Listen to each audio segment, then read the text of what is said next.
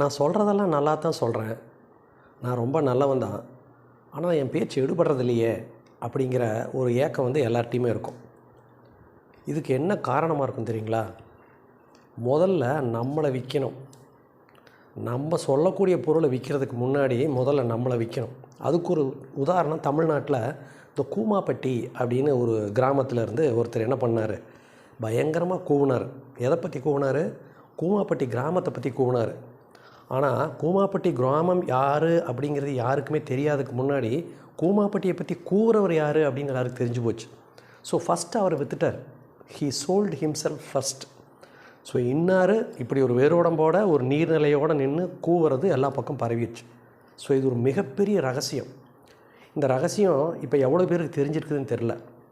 So first உங்களை விற்றா மட்டும்தான் நீங்கள் சொல்லக்கூடிய விஷயம் சின்ன விஷயமாக இருந்தாலும் பெரிய விஷயமாக இருந்தாலும் இந்த சமூகத்துக்கு போய் ரீச் ஆகும் அப்படிங்கிற ஒரு ரகசியத்தை தெரிஞ்சுக்கணும். ஸோ ஒரு பெஸ்ட்டு சேல்ஸ் பர்சனுக்கும் ஒரு சுமாரான சேல்ஸ் பர்சனுக்கும் உள்ள வித்தியாசம் இதுதான். ஒரு மிகச்சிறந்த பேச்சாளருக்கும் ஒரு சாதாரண பேச்சாளருக்கும் இதுதான். ஒரு பேச்சாளர் அப்படிங்கிறவங்க வந்து பார்த்திங்கன்னா ஸ்பெக்டேட்டர் கேட்சிங்காக இருக்கணும்.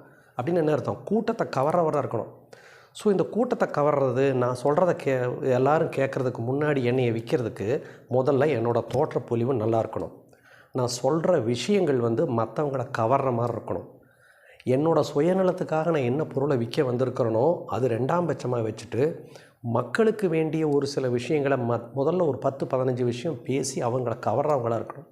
ஸோ அப்போ தான் ஒரு இந்த இணக்க வச்சு, ஒரு முகக்க வச்சு, ஒரு தோற்றக்க வச்சு வந்தால் மட்டும்தான் நான் குண்டூசியும் விற்க முடியும், ஏரோப்ளைனையும் விற்க முடியும்.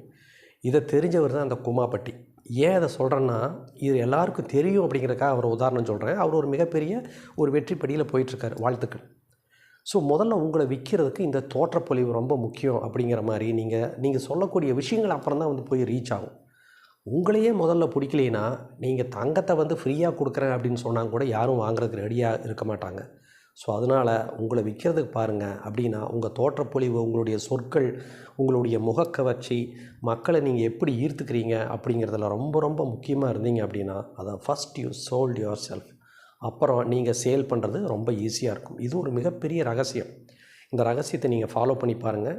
வெற்றிப்படிகள் உங்களுக்கு ரொம்ப நிச்சயமாக இருக்கும். அடுத்த நல்ல வீடியோவில் சந்திக்கும் வரை பாய்.